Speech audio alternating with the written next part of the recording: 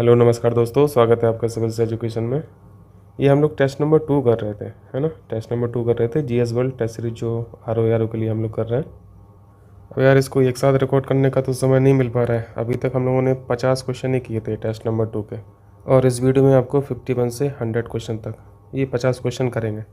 और ये सब वीडियोज़ हम लोग पार्ट्स में कर रहे हैं, तो हो सकता है यार आप लोगों में से बहुत लोगों को दिक्कत भी हो, पर क्या कर सकते हैं, थोड़ी अपनी भी मजबूरी है। अगर आप लोग मेरी मजबूरी को कंसीडर करते हैं तो मुझे नहीं लगता है पार्ट्स में आपको दिक्कत होगी। ठीक है, फिर इनको कर लेते हैं। चलिए 51 देखिए। यहाँ पे द्वितीय हरित क्रांति के बारे में बताना है। पहली हरित क्रांति थी वो लिमिटेड क्रॉप्स के लिए थी, फसलों के लिए थी, लेकिन इसको एक्सटेंड कर दिया गया था द्वितीय हरित क्रांति को सभी फसलों के लिए। ठीक है, एक फैक्ट तो हम लोग ये पढ़ते हैं। इसके साथ साथ सोशल फॉरेस्ट्री को भी ऐड कर लिया गया था, एनिमल हस्बेंड्री को भी यहाँ पे ऐड कर लिया गया था, पशुपालन को, और यहाँ पे फिशरीज़ को भी शामिल कर लिया था। ठीक है, तो यहाँ पे पहला स्टेटमेंट पढ़िए। इसका लक्ष्य प्रथम हरित क्रांति में प्रयुक्त हो चुकी फसलों को छोड़कर अन्य फसलों के उत्पादन में वृद्धि करना है। तो यहाँ पे छोड़ने वाली बात थोड़ी ना हुई थी, तो ये तो गलत हो गया। दूसरा है, द्वितीय हरित क्रांति में पशुपालन, सामाजिक वानिकी, सोशल फॉरेस्ट्री, एनिमल हस्बेंड्री और मत्स्य पालन को भी शामिल किया गया। ये हम लोगों ने देखा अभी, ये सही है। तीसरा फैक्ट है, इसका लक्ष्य हरित क्रांति से अब तक लाभान्वित ना हो सकने वाले क्षेत्रों में बीज, पानी, उर्वरक तकनीकी का विस्तार करना है। सारी चीज़ों को एक्सपेंड कर दिया गया था। ठीक है, दूसरा और तीसरा सही है यहाँ पे। चलिए, यहाँ पे पूछा गया है कथन में, कथन कारण का क्वेश्चन है। भारत में पश्चिमी तट यानी वेस्टर्न कोस्ट, पश्चिमी तट की तुलना में पूर्वी तट में धान का उत्पादन अधिक होता है। पश्चिमी तट जो है वो बहुत सकरे हैं और पूर्वी तट जो है वो बहुत चौड़े हैं। तो खेती के लिए ज़्यादा एरिया कवर कौन करेगा, पूर्वी तट करेगा या फिर पश्चिमी तट करेगा? ऑब्वियसली पूर्वी तट करेगा। कहने का मतलब है यहाँ पे भूमि बहुत ज़्यादा है, धान की खेती के लिए भूमि बहुत ज़्यादा है। कारण में लिखा है भारत के पूर्वी तट पर पश्चिमी तट की तुलना में अधिक वर्षा होती है।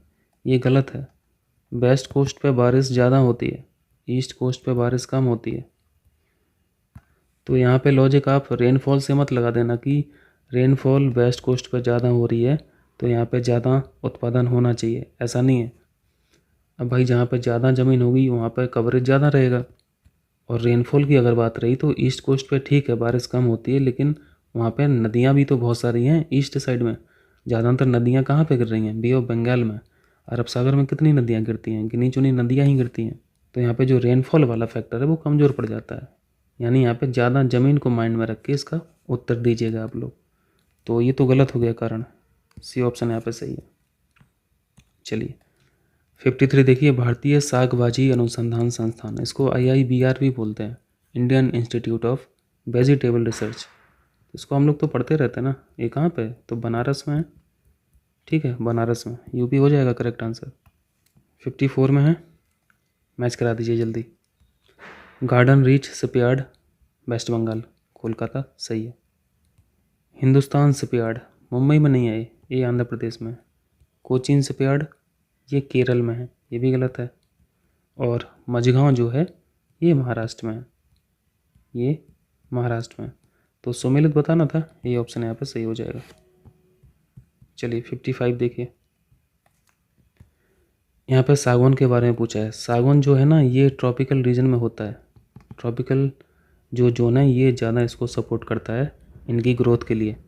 तो इनको हिमाचल प्रदेश सपोर्ट नहीं करेगा, इनकी ग्रोथ के लिए उत्तराखंड सपोर्ट नहीं करेगा, सागवान की ग्रोथ के लिए जम्मू कश्मीर सपोर्ट नहीं करेगा, है ना। सागवान का जो सबसे ज़्यादा डिस्ट्रीब्यूशन है वो मध्य प्रदेश में है, इसके बाद छत्तीसगढ़ में है। और ये जोन कहाँ पे लाई कर रहा है? आप देख रहे हैं यहाँ पे ट्रॉपिकल जोन में ये लाई कर रहा है। ऐसा नहीं है कि ये टेम्परेट में बिल्कुल होगा ही नहीं, टेम्परेट कम सपोर्ट करता है, ट्रॉपिकल ज़्यादा सपोर्ट करता है। अब जैसे अगर आप MP की ही बात करें तो MP खुद ट्रॉपिकल और टेम्परेट में लाई करता है ना। यहाँ पे बस सागवान के बारे में ये जानिए कि ये ठंडे प्रदेशों में नहीं हो सकता, इसको या तो उष्ण प्रदेश चाहिए या फिर कुछ हद तक शीतोष्ण भी हो सकता है। देवदार ये होते हैं लंबे चौड़े पेड़, इनको चाहिए हिमालय वाला क्षेत्र, इसको आप हाइट पे उगा दीजिए। सागवान को आप मध्य भारत से मैच करा दीजिए। सुंदरबन डेल्टा में जो फॉरेस्ट है वही सुंदरी है, तो इसको तो पढ़ते रहते होंगे ना, सिनकोबा। सिनकोवा ये तराई क्षेत्र में पाया जाता है, हिमालय के तराई क्षेत्र में। 2431 हो जाएगा करेक्ट आंसर। चलिए मैं कोशिश करूँगा, अगर समय मिलेगा तो मैं इमेजेस वगैरह लगा दूंगा यहाँ पर चारों ये जो वृक्ष हैं, क्योंकि वृक्ष की इमेज से ही काफ़ी हद तक उसकी ज्योग्राफी पता चल जाती है ना। 56 में है, किस वृक्ष को मरुस्थल का राजा कहा जाता है? खेजड़ी। डेजर्ट की बात हो रही है तो विशेषताएं बताने की ज़रूरत तो है नहीं। विशेषताएं क्या हो जाएंगी? टेम्परेचर को ज़्यादा रजिस्ट कर लेगा, तापमान को सह लेगा, कम पानी की आवश्यकता पड़ेगी। और आप लोग जानते हैं कि जो पेड़ होते हैं, प्लांट्स होते हैं, ये भी एवापोरेशन करते हैं, और एवापोरेशन में जो लॉस होता है वो किसका लॉस होता है? पानी का ही। ये जो पानी होता है प्लांट के अंदर, पेड़ के अंदर, ये एवापोरेशन के माध्यम से पेड़ से बाहर निकल जाता है। तो एक विशेषता आप यहाँ से भी आप फाइंड आउट कर सकते हैं कि इन पेड़ों की जो विशेषता होगी वो कम से कम एवापोरेशन करने की क्षमता होगी। कम से कम एवापोरेशन होगा तो पेड़ के अंदर जो पानी की मात्रा है वो भी कम से कम एवापोरेट होगी, यानी पेड़ के अंदर पानी की मात्रा बची रहेगी। ठीक है। चलिए 57 देखिए, कौन सा वाटरफॉल जल प्रपात कर्नाटक में अवस्थित नहीं है? जोग प्रपात सारावती नदी कर्नाटक, शिव समुद्रम ये कावेरी नदी पे है कर्नाटक में, गोकाक जो है ये घाट प्रवाह नदी पर बना हुआ है कर्नाटक में, जबकि ये जो डुडुमा है ये मचकुंड नदी पर बना हुआ है, और ये कहाँ पे है? ये नदी उड़ीसा में है। ठीक, कर्नाटक में नहीं है, तो यही ऑप्शन सही हो जाएगा। ठीक है। 58 देखिए, भारत मूलतः एक मानसूनी देश है, ये हम लोग समझते हैं, सही है। कारण में ये लिख रहे हैं भारत उष्णकटिबंधीय अक्षांशों के बीच स्थित है, ये तो गलत है ना, इसको तो हम लोग सीख लिए। इंडिया जो है वो ट्रॉपिकल नेशन है और साथ साथ में टेम्परेट नेशन भी है, उष्णकटिबंधीय और शीतोष्णकटिबंधीय। ठीक, तो आर तो गलत हो गया, तो आर गलत कर दीजिए, बी ऑप्शन सही है।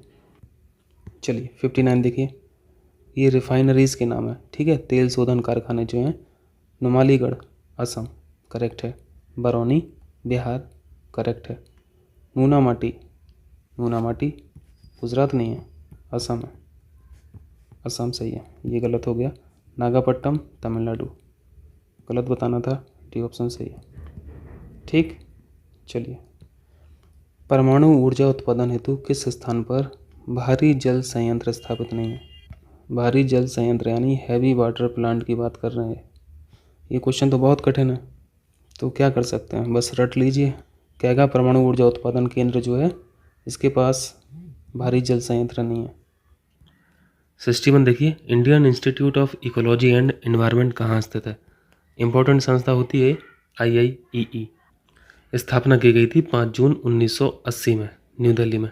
5 जून को क्या होता है? World environment day. इसी अवसर पर इसकी स्थापना की गई थी, डी ऑप्शन सही हो जाएगा। चलिए 62 देखिए, आसान सा क्वेश्चन है। ओजोन डे 16 सितंबर सही है। वर्ल्ड अर्थ डे 22 अप्रैल सही है। वर्ल्ड पॉपुलेशन डे भी हम लोग पढ़ते रहते हैं 11 जुलाई को, ये भी सही है। जबकि ये फॉरेस्ट्री डे है, वानिकी दिवस, ये 11 मार्च को ऑब्जर्व किया जाता है, 22 मार्च को नहीं किया जाता। ठीक है, यही गलत है। 63 निम्नलिखित में से कौन सा एक अबायोटिक घटक है? अजैविक घटक है। आसान है। अजैविक क्या होते हैं? जो निर्जीव हैं वो अजैविक हैं। निर्जीव में क्या है? प्रेशर है, टेम्परेचर है, ह्यूमिडिटी है, लाइट हुई, एयर हुई, इसके अलावा कुछ भी ले सकते हैं आप। पत्थर ले सकते हैं, चट्टान ले सकते हैं, माउंटेन सीरीज ले सकते हैं, और ये सॉइल, ये सारी चीज़ें जो होती हैं ये अजैविक घटक हैं। और बायोटिक एलिमेंट क्या होते हैं? जो सजीव हैं, यानी फ्लोरा और फौना, वनस्पति और जंतु जगत। तो यहाँ पे नहीं बताना था, तो ये तो अजैविक घटक है। मृदा भी अजैविक घटक है, कार्बोहाइड्रेट भी अजैविक घटक है, जबकि ये प्रोड्यूसर हैं जो है उत्पादक। और उत्पादक की श्रेणी में कौन आता है? प्लांट आते हैं, घास आती है। तो ये जो है बायोटिक एलिमेंट है, डी ऑप्शन सही हो जाएगा। 64 यहाँ पे मिलाइए, प्रोजेक्ट मिलाइए। एलिफेंट प्रोजेक्ट 1992 का है। लाल पांडा, रेड पांडा प्रोजेक्ट ये 1996 का है। टाइगर प्रोजेक्ट हम लोग जानते हैं 73 का है। और ये हंगुल प्रोजेक्ट जो है वो 1970 का है। हंगुल क्या है? एक हिरन की प्रजाति है। तो ये मैच करा लेना। उसकी ज़रूरत नहीं है मिलाने की। यहाँ पे देखिए 65, एक जलीय जीव को सेहत ज्ञात करने के लिए किसकी गणना की जाती है? एक्वेटिक ऑर्गेनिज्म की जो हेल्थ है वो किससे मेज़र करते हैं? पानी में घुली ऑक्सीजन की मात्रा को, जिसे आप लोग बायोलॉजिकल ऑक्सीजन डिमांड के फॉर्म में पढ़ते हैं। ये ऑप्शन यहाँ सही है। ठीक है, चलिए 66 देखिए, इकोसिस्टम में विभिन्न पोषण स्तर में ऊर्जा स्थानांतरण का नियम क्या कहलाता है? आप लोगों ने इकोलॉजी में पिरामिड पढ़े हैं, हम लोग एनर्जी का पिरामिड पढ़ते हैं, हम लोग बायोमास का पिरामिड पढ़ते हैं, और हम लोग संख्या का पिरामिड पढ़ते हैं। एनर्जी के पिरामिड में हम लोग पढ़ते हैं कि जो बेस पर एनर्जी रहती है वो ज़्यादा रहती है, और फिर इसी एनर्जी को ऊपर पोषण स्तर में जो जीव जंतु हैं वो इस एनर्जी को यूज करते हैं, तो ये एनर्जी ऊपर वाले ट्रॉफिक लेवल पर घटती जाती है। 10% रूल आप लोग पढ़े हैं। जो एनर्जी ट्रांसफ़र होती है एक लेवल से दूसरे लेवल में वो 10% ही होती है, बाकी जो 90% एनर्जी होती है ये डिसिपेट हो जाती है, खर्च हो जाती है, ख़त्म हो जाती है। एक तरह से आप कह सकते हैं ये अनयूज्ड एनर्जी रहती है। ठीक है, अनयूज्ड, इसी को बोला जाता है 10% लॉ ऑफ एनर्जी ट्रांसफ़र, ऊर्जा स्थानांतरण का 10% नियम। ये कभी कभी पूछा जाता है कि ये जो 10% का नियम बताया था ये किसने बताया था? तो इनका नाम याद रखें, लिंडमैन। इनका नाम था लिंडमैन। और हम लोग ये भी पढ़ते हैं कि जो एनर्जी का पिरामिड है ये हमेशा सीधा बनता है। सीधा ही बनेगा ना, जब आपको पता है कि एनर्जी लॉस होती है ऊपर वाले लेवल में, तो ये शेप इसी तरीके का बनेगा। चलिए 67 देखिए, पहला प्रश्न तो यहीं से एक तैयार हो गया हम लोगों का कि मॉन्ट्रियल जो सम्मेलन था वो कब आया था? 1987 में। ये हम लोग पढ़ते हैं। मॉन्ट्रियल एक जगह का नाम है कनाडा की, ये भी जानते हैं। पूछा गया कि इस सम्मेलन में 1987 में जो सम्मेलन हुआ मॉन्ट्रियल सम्मेलन, इसमें बातें क्या क्या हुई थी? ये मॉन्ट्रियल सम्मेलन है किससे संबंधित? ये ओजोन डिप्लीशन से संबंधित है, ओजोन के संरक्षण से संबंधित है। फैसले तो बहुत बड़े बड़े लिए गए थे लेकिन अचीव तो नहीं हो पाया है। इसमें बात की गई थी कि जो डेवलप्ड कंट्री हैं, विकसित देश हैं, 2000 तक पूरी तरीके से CFC का जो प्रोडक्शन है इसको बंद कर देगा। CFC यानी क्लोरोफ्लोरोकार्बन। और ये जो क्लोरोफ्लोरोकार्बन होता है यही सबसे बड़ा किलर होता है किसका? ओजोन का। क्योंकि जो क्लोरोफ्लोरोकार्बन में क्लोरीन है, ये क्लोरीन गैस ओजोन को खा जाती है, ओजोन को कन्वर्ट कर देती है ऑक्सीजन में और एक ऑक्सीजन के एटम में। तो जब इसमें कन्वर्जन हो गया तो फिर O3 तो नहीं रही ना। यहाँ पे ए ऑप्शन सही है। ठीक है, विकसित देशों के लिए था। सेम ऑप्शन आपको C ऑप्शन में भी है, लेकिन यहाँ पे विकासशील देश लिखा हुआ है तो थोड़ा ध्यान रखना। चलिए 68 देखिए, विश्व वन्यजीव कोष का प्रतीक चिन्ह क्या है? आसान सा क्वेश्चन है। World wild life fund. इसका जो लोगो है वो है वाइट पैंडा। इसका हेडक्वार्टर कभी कभी पूछा जाता है, तो याद रखना स्विट्जरलैंड में, स्विट्जरलैंड। चलिए 69, यहाँ पे क्या पूछा है? कुछ वर्ष पहले तक गिद्ध, बल्चर भारतीय देहातों में आमतौर पर दिखाई देते थे, किंतु आजकल कभी कभार ही नजर आते हैं। इसके लिए कारण पूछा है, तो आसान है, एक दवा है डाइक्लोफेनाक। जानवरों के इलाज के लिए इस दवा का यूज किया जाता है बहुत ज़्यादा मात्रा में, और इसके जो रिपरकशंस आए, रिजल्ट आया, वो रिजल्ट आपको दिख रहा है। इस दवा का रिजल्ट ये दिख रहा है कि ये गिद्ध ही नहीं दिख रहे हैं अब। ठीक है, बी ऑप्शन में लिखा है एक औषधि डाइक्लोफेनाक। चलिए 70 देखिए, निम्नलिखित में से प्राथमिक प्रदूषक प्राइमरी पॉल्यूटेंट का सही विकल्प कौन सा है? प्राइमरी पॉल्यूटेंट जो है वो सल्फर डाइऑक्साइड, नाइट्रोजन के ऑक्साइड, कार्बन मोनोऑक्साइड, प्लास्टिक हुआ, DDT हुआ, ये सारे जो पॉल्यूटेंट है ये प्राइमरी पॉल्यूटेंट है। और जो सेकेंडरी पॉल्यूटेंट है जैसे H2SO4, sulphuric acid, ammonia, ozone, smoke, ये सब चीज़ें ये सेकेंडरी पॉल्यूटेंट हैं और ये प्राइमरी पॉल्यूटेंट है। यहाँ पर देख लीजिए कौन सा ग्रुप है। अमोनिया सेकेंडरी पॉल्यूटेंट है जबकि DDT प्राइमरी पॉल्यूटेंट है, तो ये ग्रुप तो नहीं होगा। प्लास्टिक और कार्बन मोनोऑक्साइड ये दोनों प्राइमरी पॉल्यूटेंट है, ये ऑप्शन सही है। चलिए 71, कौन सा पिरामिड सदैव सीधा होता है? अभी देखा आपने एनर्जी का जो पिरामिड है वो सीधा होता है। ऐसा क्यों होता है? क्योंकि हम लोगों ने पढ़ा है 10% रूल। एनर्जी जो लॉस होती है 10% के हिसाब से। अगर बेस लेवल पर 100 यूनिट एनर्जी है तो जो ऊपर वाला लेवल है, ऊपर वाला ट्रॉफिक लेवल है, ये केवल और केवल 10 यूनिट एनर्जी को ही यूज कर पाएगा। यानी जो ऊपर वाले लेवल में एनर्जी ट्रांसफ़र होती है वो 10% ही होती है। चलिए बाकी जब हम लोग इन्वायरमेंट का इकोलॉजी का टेस्ट करेंगे तब इनको अच्छे से समझेंगे। यहाँ पे देखिए नीरी, नीरी के बारे में पढ़ते रहते हैं। नीरी कहाँ पे है? नागपुर में नीरी बोला जाता है। कभी कभी ऐसे ही पूछ लेता है नीरी संस्था कहाँ पे है? राष्ट्रीय पर्यावरण अभियांत्रिकी शोध संस्थान, नेशनल इन्वायरमेंटल इंजीनियरिंग रिसर्च इंस्टीट्यूट, नागपुर, सी ऑप्शन। 73 है द फ्यूचर वी वांट नामक शीर्षक से जारी घोषणा पत्र का संबंध किससे है? ये जो इस नाम से मैनिफेस्टो रिलीज किया गया था, ये मैनिफेस्टो था Rio+20 सम्मेलन का। इस सम्मेलन में रिलीज किया गया था। यहाँ पे जो +20 है, यहाँ पे ये +20 सदस्य देश नहीं है। +20 का मतलब है कि इसको 20 साल बाद ऑर्गेनाइज किया गया था। आप लोग अर्थ समिट पढ़ते हो ना, पृथ्वी सम्मेलन 1992 के बाद 20 साल बाद यानी 2012 में Rio+20 सम्मेलन ऑर्गेनाइज किया गया था। तो ये जो 20 साल थे, ये +20 साल यही लिखा है। चलिए 74 देखिए, निम्नलिखित में से कौन सबसे बड़ा है? ये जो संख्या लिखी है ये 41/3 नहीं लिखा हुआ है, ठीक है, ये घनमूल है, ये घनमूल है। इसी तरह ये 1/4 है, पावर में लिखा हुआ है। 15 पावर में 1/6 और ये 245 पावर में है 1/12। तो इनका आसान तरीका क्या होता है? पावर सेम कर लीजिए, पावर सेम हो जाती है तो फिर ईजी हो जाता है क्वेश्चन।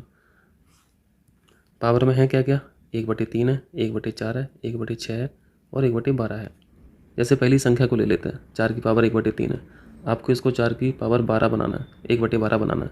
अगर आपको घात 1/12 बनाना है तो यहाँ पे 4 को कैसे लिखना पड़ेगा? 4 को आपको 4 बार लिखना पड़ेगा। 3 से 12 में आप भाग कीजिए, 4 बार गया ना, तो यहाँ पे 4 को 4 बार लिख दीजिए बस। इसमें गुणा कर लीजिए तो ये कितनी संख्या बन जाएगी? 256। और पावर में कितना है? ये 12 है, ये 1/12 है। 4 का भाग कीजिए 12 में, 3 आया ना, तो बस आपको क्या करना है? तो आपको बस रूट के अंदर 6 को 3 बार लिखना है, ठीक है। तो ये कितना बन गया? ये रूट के अंदर 216 बन गया। यहाँ पे रीच कर ले रहा हूँ तो थोड़ी जगह हो जाएगी। पहली की वैल्यू कितनी आई? पहली की वैल्यू आई 256, दूसरे की वैल्यू आई 216। इसी तरीके से इसको बनाइए। 15 की पावर 1/6 है, बनाना है 1/12। तो 6 का भाग कीजिए 12 में, 2 बार गया, तो यहाँ पे 15 को बस 2 बार लिख दीजिए, तो ये संख्या आ जाती है 225, ठीक। यहाँ पे देख लीजिए 245 है, पावर 1/12 ऑलरेडी है ही। इस रूट के अंदर सबसे बड़ी वैल्यू कौन सी है? 256 है, बाकी सारी छोटी हैं, ठीक है। तो सबसे बड़ी जो संख्या है वो ये ऑप्शन हो गया। चलिए 75 देखिए, ये आधा और आधा एक हो गया, ये आधा और आधा एक हो गया, यानी जो आंसर आएगा वो फ्रैक्शन में तो नहीं आएगा, तो BOC तो गलत हो गया। तो ये जो आधे आधे हम लोगों ने जोड़े तो ये 2 बन गए, 2 को अलग लिख लीजिए, बाकी इन सबको जोड़ दीजिए। 1111, 111, 11 और 1, ये 1234 आ जाएगा। 2 पहले से था तो 1236 हो गया आंसर, ठीक, ये ऑप्शन। चलिए 76 देखिए, यहाँ पे 3 संख्याएं हैं, एवरेज दिया हुआ है। एवरेज को कैसे लिखते हो? संख्याओं का योग, जितनी संख्याएं हैं बराबर औसत, औसत 14 दे रहे हैं, यानी यहाँ से हमें तीनों संख्याओं का योग पता चल गया। 3 से गुणा कर दीजिए, 42 हो गया। अब लिख रहे हैं x1 और x2 के योग का दुगुना 30 है। ये कह रहे हैं x1 + x2 का जो दुगुना है ये 30 है। तो यहाँ से x1 + x2 की वैल्यू कितनी आ गई? 15 आ गई, 2 से भाग कर देना। ये वैल्यू आप यहाँ पे रख दीजिए, ठीक है। तो ये 15 + x3 बराबर 42, घटा दीजिए तो x3 की वैल्यू आ जाएगी। 42 से 15 घटाइए, ये 27 हो गया, ठीक है। x3 की वैल्यू यहाँ पे पूछी गई थी, ये ऑप्शन सही है। चलिए 77 देखिए, पहले तो जो आनुपातिक योग है वो निकाल लीजिए। तो ये कितना हो जाएगा? 4 × 9 रेशियो 5 × 8 रेशियो 6 × 4, यही हुआ। ये 36 हो गया, ये 40 हो गया और ये 24 हो गया। अब इस रेशियो को आप 425 में बांट दीजिए, जिसमें से पुरुष का हिस्सा कौन सा है? ये 36 है, लेकिन 4 पुरुष का है, ये भी ध्यान रखना है। अगर पहले यही पूछा जाए कि इन 4 पुरुषों का हिस्सा कितना होगा, तो पुरुषों का हिस्सा लिखिए, अपॉन में टोटल योग करते हैं, इनको जोड़िए तो 100 आ जाएगा, इंटू 425, ये 4 पुरुषों का हिस्सा आ जाएगा। ये 4 पुरुषों का है, अगर एक पुरुष का निकालना है तो 4 से भाग कर दें इस नंबर में, तो आंसर आ जाएगा हम लोगों का। काट दीजिए, ये 9 बार कट गया। 100 को 25 से काटिए तो ये 4 हो गया, और 425 को आप 25 से काटिए तो ये 17 आ जाएगा। इसको फर्दर सॉल्व कर लीजिए, 17 × 9 अपॉन नीचे क्या बचा? 4 ही बचा ना, इसको आप सॉल्व करेंगे तो 38.25 आ जाएगा, 38.25। क्लियर है। जैसे यहाँ पे एक पुरुष का पूछा था, एक महिला का भी पूछा जा सकता था। तो पहले 5 महिलाओं का हिस्सा 40 हो जाता, 5 से भाग कर देते तो एक महिला का हो जाता। किसी भी तरीके से क्वेश्चन पूछा जा सकता है। 78 देखिए, एक रेलवे स्टेशन पर एक डाउन ट्रेन प्रति 2 मिनट पर और एक अप ट्रेन प्रत्येक 3 मिनट पर गुजरती है। 30 मिनट में कितनी ट्रेनें गुजरेंगी? तो ये तो आसान है ना, 2 मिनट में एक डाउन ट्रेन निकल रही है, तो डाउन ट्रेनों की संख्या कितनी हो जाएगी 30 मिनट में? 15 ट्रेन, ये डाउन ट्रेन हो गई। और हर एक 3 मिनट में एक अप ट्रेन निकल रही है, तो 30 मिनट में कितनी निकलेंगी? 10, ये अप ट्रेन हो गई। तो टोटल ट्रेनें कितनी हो गई? 25 हो गई। डी ऑप्शन सही है। चलिए 79 देखिए, यहाँ पे पूछा है एक पॉलीगन है समबाहुभुज में जिसका प्रत्येक कोण 156 डिग्री है, 1560 नहीं है, 156 डिग्री है का हो तो उसमें भुजाएं कितनी होंगी? ये जो एंगल की बात कर रहे हैं ये कौन सा एंगल है? ये अंदर वाला एंगल है, आंतरिक कोण की बात कर रहे हैं। अभी भुजाएं कितनी है ये नहीं हमें पता। जैसे मैंने यहाँ पे 5 भुजाओं वाला एक पंचभुज बनाया, जिसमें से ये सभी जो कोण हैं ये आंतरिक कोण है। और यहाँ पे अगर हम बाह्य कोण की बात करें तो बाह्य कोण कौन सा हो जाएगा? अगर इस भुजा और इस भुजा की बात करें तो इसका बाह्य कोण ये होगा और ये टोटल 180 होगा। इतना समझ में आता है हम लोगों को। तो एक आसान सा फॉर्मूला है, n भुजाओं वाला अगर कोई समबाहुभुज है तो इसका प्रत्येक बाह्य कोण यानी बाहर वाला कोण कितना होगा, बाहर वाला एंगल कितना होगा, इसका आसान सा फॉर्मूला है 360/n। अभी आंतरिक कोण बोल रहे हैं 156 डिग्री है। अगर आंतरिक कोण 156 है तो बाहरी कोण कितना हुआ? 24 डिग्री हुआ, यही हुआ ना। तो आप इस फॉर्मूले में n की जगह क्या रख दोगे कि 24 आ जाए, आपका काम बन जाएगा। अगर हम n की जगह यहाँ पे 15 रख देते हैं तो 24 आ जाता है, तो डी ऑप्शन हो जाएगा। सिंपल कर लेंगे। चलिए 80 देखिए, परफेक्ट को इसमें कन्वर्ट किया तो ये कैसे लिखा जाएगा, ब्राउन को कैसे लिखेंगे? बगल में ABCD लिखी है और जल्दी से देख लीजिए कितना कितना जंप हो रहा है। P से R पे इन्होंने जंप किया, +2 किया। E से G पे गए, +2 किया। सभी आप देखोगे तो ये +2 का जंप कर रहे हैं, ठीक है, +2 हुआ है। तो सिंपल आप इसमें भी कर दीजिए, B में +2 जोड़ दीजिए, D आ जाएगा। R में +2 जोड़ दीजिए, T आ जाएगा। DT देख लीजिए, एक ही ऑप्शन में दिख रहा है, बाकी कुछ देखना ही नहीं है, डी ऑप्शन सही हो जाएगा। ठीक, चलिए 81 देखिए, इन्होंने इस क्वेश्चन में BL को 12 लिखा, DG को 9 लिखा, EI को 12 लिखा, इसी तरीके से आगे लिखा। अभी BL से 12 कैसे लिख रहे हैं यहाँ पे देख लीजिए। यहाँ पे ABCD में B किस नंबर पे है? 2 पे है। और L किस नंबर पे है? ये 12 नंबर पे है। और अगर इन दोनों को जोड़ेंगे तो 14 आ जाता है, लेकिन हमें चाहिए तो 12 है, काम नहीं बन रहा, कोई दिक्कत नहीं। यहाँ पे 14 भी साइड में लिखे रहिए। दूसरे को चेक कीजिए, DG को 9 ने 9 लिखा। यहाँ पे D किस नंबर पे आ रहा? 4 पे आ रहा। G किस नंबर पे आ रहा? ये 7 पे आ रहा। DG कितना बन रहा? अब यहाँ पे आप कोरिलेट कीजिए, 12 चाहिए था पहले में, BL में 12 चाहिए था, 14 आया। अगर इसमें से 2 घटा देंगे 12 बन जाएगा, ठीक है। इसी तरह DG में ABCD के अनुसार 11 आया, चाहिए 9 था, अगर इससे 2 घटा दोगे 9 आ गया, काम बन गया हमारा। इसी तरीके से EI को आप देखेंगे तो ये 14 आएगा, इसमें से 2 घटाओगे 12 आ जाएगा, ठीक है। ये लॉजिक लग रहा, जोड़ के 2 घटाना है। आप QS को यहाँ पे डायरेक्ट देखो, Q किस नंबर पर है? Q 17 पे होता है, क्योंकि R 18 याद रहता है हम लोग को, Q 17 नंबर पे है। और S किस नंबर पे है? बगल के बगल देख लीजिए, ये 19 नंबर पे हो गया। तो 17 और 19 जोड़िए पहले तो ये हो गया 36। अब इसमें से घटाना क्या है 2, तो 34 आ गया, बी ऑप्शन सही है। चलिए 82 देखिए, क्वेश्चन में लिखा है गीता की ओर इंगित करते हुए रमेश ने कहा। गीता ही रही, रमेश ही रहे। रमेश बोल रहे हैं गीता की तरफ इंगित करके, मैं उनकी माँ मतलब गीता की माँ। गीता की माँ को भी लिख दिया। गीता के माँ के पुत्र का इकलौता पुत्र हूँ, तो माँ के पुत्र हो गए और इनके भी पुत्र हो गए। ये जो पुत्र हैं ये रमेश हैं। अब यहाँ पे ये जो पहले पुत्र थे इनको ए नाम दे देते हैं, और ये जो दूसरे पुत्र हैं, ए के जो पुत्र हैं इनको बी नाम दे देते हैं। बी जो हैं ये रमेश हैं। बी के पिताजी कौन है? ए हैं, यहाँ से पता चल गया। और ये जो माँ है इनकी 2 संतान है, एक तो गीता है और एक खुद ए है, यानी गीता और ये जो ए है ये भाई बहन है। तो गीता बुआ हो गई रमेश की। ठीक है, सी ऑप्शन सही है। चलिए 83 देखिए। भाई ये सवाल तो ऐसे होते हैं कि एक नज़र में अगर लॉजिक स्ट्राइक कर गया माइंड में तो बहुत जल्दी हो जाता है, नहीं तो फिर इसमें जूझे रहते हैं हम लोग। जबकि लॉजिक बहुत आसान होता है, वो दिखता नहीं है। तो यहाँ पे इन्होंने सांप सीढ़ी में एक सीरीज बना दी है। 2 में 1 जोड़ा 3 हो गया, 3 में 2 जोड़ दिया तो 5 हो गया, 5 में फिर 3 जोड़ा तो 8। अब यहाँ पे 4 जोड़ोगे तो 12, फिर यहाँ पे 5 जोड़ा, फिर यहाँ पे 6 जोड़ा, फिर यहाँ पे 7 जोड़ा। 7 जोड़ोगे ना, एक एक बढ़ रहा है, तो 23 में 7 जोड़ोगे तो 30 आ जाएगा। और यहाँ पे फिर 8 जोड़ा तो 38 बन गया। तो यहाँ पे 30 आएगा। सी ऑप्शन सही है। अगर हम लोग ये वाला लॉजिक नहीं लगाते तो फिर जूझते रहते। और हम लोग यहाँ पे करते क्या, पहले 2 17 से 23 बनाने की कोशिश करते, 2 17 से 23 बनाने की कोशिश करते, यही ना करते। तो इन सब प्रश्नों पे जितने ज़्यादा आप वैरायटी लगाएंगे उतना जल्दी हो जाते हैं सवाल। चलिए 84 देखिए। यहाँ पे पूछा गया है अंतर्राष्ट्रीय बौद्धिक संपदा सूचकांक 2022 में भारत का कौन सा स्थान है। इंटेलेक्चुअल प्रॉपर्टी राइट में ये जो इंडेक्स है इसमें भारत का स्थान है 43।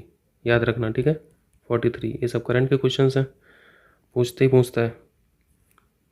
85 में पूछा गया है कि ई कचरे के निपटान के लिए देश के पहले ई बेस्ड इको पार्क ये कहाँ पे मंजूरी दी गई है। इम्पोर्टेंट है, इन्वायरमेंट का क्वेश्चन है। इन्वायरमेंट को दुरुस्त करने के लिए एक स्कीम है ई वेस्ट इको पार्क, ये बनाया जाएगा दिल्ली में। ठीक है, चलिए 86 देखिए। मनरेगा के संदर्भ में हम लोग को बताना है।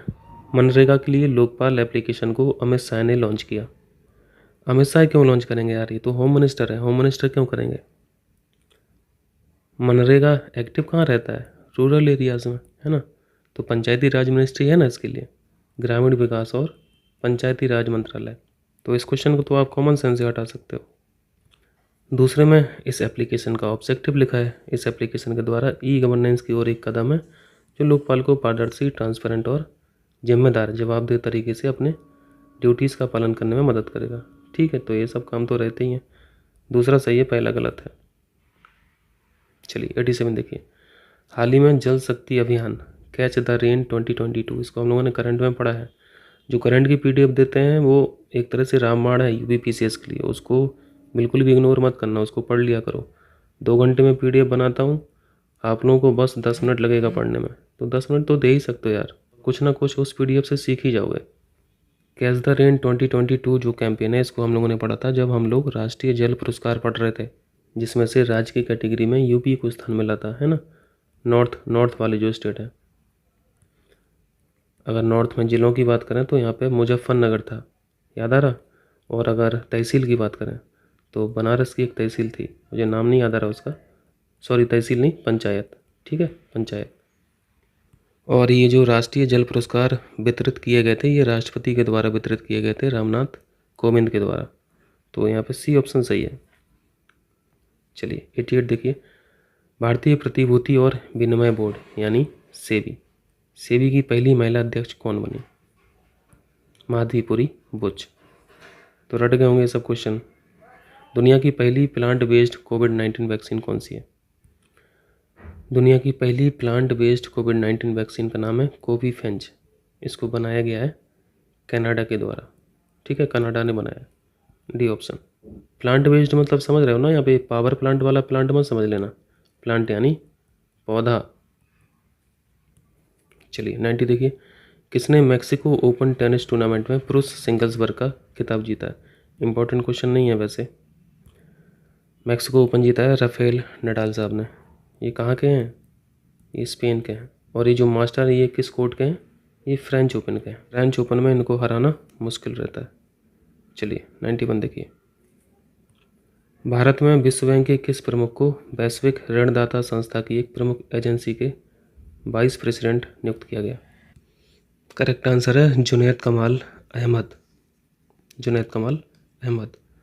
92 देखिए। डीआरडीओ के साथ मिलकर किस संस्थान ने भारत में पहली बार क्वांटम की डिस्ट्रीब्यूशन लिंक का सफलतापूर्वक परीक्षण किया। IIT Delhi, B option. अब इसकी टेक्निकलिटी तो हम लोग नहीं समझ सकते, अभी बस इतना जानिए, ये जो है ये एक कम्युनिकेशन टेक्निक है, ठीक है। कम्युनिकेशन करने के लिए एक टेक्निक है, संचार तकनीक है। चलिए 93, विज्ञान सर्वत्र पूज्यते कार्यक्रम के संदर्भ में विचार करें। पहला स्टेटमेंट है, इस कार्यक्रम का उद्घाटन नरेंद्र मोदी द्वारा किया गया। मोदी साहब द्वारा नहीं किया गया, ये प्रेसिडेंट साहब द्वारा किया गया था, राष्ट्रपति रामनाथ कोविंद के द्वारा। क्योंकि ये जो क्वेश्चन है वो फरवरी 2022 का है, तो उस समय तो कोविंद साहब ही थे प्रेसिडेंट। चलिए दूसरा है, छात्रों को दैनिक उपयोग की वस्तुओं के वैज्ञानिक ज्ञान, साइंटिफिक टेम्परामेंट के लिए ये सब किया गया है। छात्रों के अंदर साइंटिफिक टेम्परामेंट की भावना जागृत करना, ये सब चीज़ें हैं, ठीक है। तो ये सही है, इस कार्यक्रम का उद्देश्य वैज्ञानिक सिद्धांतों का प्रचार करना भी है, सही है, 2-3 सही हो जाएगा, ठीक। चलिए, हाल ही में राष्ट्रपति रामनाथ कोविंद ने कहाँ पर आरोग्य वनम, ये बहुत इंपॉर्टेंट क्वेश्चन है, आरोग्य वनम का उद्घाटन कहाँ पे किया गया? राष्ट्रपति भवन दिल्ली में। इस वन को बनाया जा रहा है 6.6 एकड़ ज़मीन में, और इस वन में, इस फॉरेस्ट में जड़ी बूटियाँ वगैरह जो औषधीय पौधे होते हैं ये सब उगाए जाएंगे। सूरजकुंड अंतर्राष्ट्रीय शिल्प मेला 2022 का थीम राज्य या फिर केंद्र शासित प्रदेश कौन सा है? सूरजकुंड ये कहाँ की जगह है? ये हरियाणा की जगह है ना, हरियाणा। तो ये भी क्वेश्चन पूछा जाता है कि इसका आयोजन कहाँ पे किया गया? फरीदाबाद में, ठीक। और जो थीम स्टेट है, थीम स्टेट बनाया गया था जम्मू कश्मीर को, ठीक है। चलिए 96 देखिए, centre for science and environment द्वारा जारी centre for environment report 2022, centre for environment report में भारत का कौन सा स्थान है? इस बार जो भारत का स्थान है वो 120वां है। इसमें स्टेट वाइज परफॉर्मेंस भी पूछा जाता है, तो सबसे बढ़िया जो परफॉर्मेंस रहा वो केरल का रहा है, दूसरे स्थान पर आया तमिलनाडु का, और तीसरे स्थान पर आया कर्नाटक का, ठीक है। जो हम लोग SDG पढ़ते हैं, सस्टेनेबल डेवलपमेंट गोल्स, इन गोल्स पर सबसे अच्छा काम किसने किया है, इसी को आधार बना के ये रिपोर्ट बनाई गई है। SDG कितने हैं? टोटल 17 हैं, इनके जो सब गोल्स हैं वो 169 है, और इनको अचीव करने का जो टारगेट है वो 2030 तक का है। चलिए 97, राष्ट्रीय मूल्यांकन और प्रत्यायन परिषद, national assessment and accreditation council, इनके अध्यक्ष जो चुने गए हैं ये हैं भूषण पटवर्धन। चलिए 98 देखिए, महिला और बाल विकास मंत्री स्मृति ईरानी ने कहाँ पर निम्हास के सहयोग से स्त्री मनोरक्षा परियोजना का शुभारंभ किया? ये निम्हास जो लिखा है ये शॉर्ट फॉर्म लिखा है एक इंस्टीट्यूट का, इसका नाम है national institute of mental health and neuroscience. ये कभी कभी मैचिंग में पूछा जाता है, तो इसको भी याद रखें। ये संस्था है बेंगलोर में, तो यहीं पे किया गया शुभारंभ स्त्री मनोरक्षा परियोजना। चलिए 99, ITU अंतर्राष्ट्रीय दूरसंचार संघ दक्षिण एशिया के लिए अपना एक क्षेत्रीय कार्यालय और नवाचार केंद्र कहाँ स्थापित करेगा? ये इंपॉर्टेंट क्वेश्चन है, न्यू दिल्ली में ये खोला जाएगा। ये जो रीजनल ऑफिस है ये न्यू दिल्ली में ओपन होगा। चलिए 100वां क्वेश्चन कीजिए, किस मंत्रालय द्वारा 2 विशेष पहल संभव और स्वावलंबन की शुरुआत की गई? ये जो इनिशिएटिव है इनका ऑब्जेक्टिव बहुत इंपॉर्टेंट है। ये किस ऑब्जेक्टिव के लिए बनाई गई है? प्लास्टिक रिसाइकलिंग के लिए, वेस्ट मैनेजमेंट के लिए, और इन स्कीम्स को स्टार्ट किया है MSME मिनिस्ट्री ने, MSME मंत्रालय के द्वारा ही स्टार्ट की गई, medium small and micro enterprises, ठीक है। ये ऑप्शन सही है। कीजिए 100 क्वेश्चन कीजिए यार, फिर करते हैं अगले वीडियो में बाकी क्वेश्चंस। अब एक साथ इतना समय ही नहीं मिल पा रहा है रिकॉर्ड करने का, तो यार जितना समय मिल पा रहा है उतना कोशिश कर रहा हूँ, बट हो जाएगा पूरा, परेशान मत होइए, ठीक है। चलिए।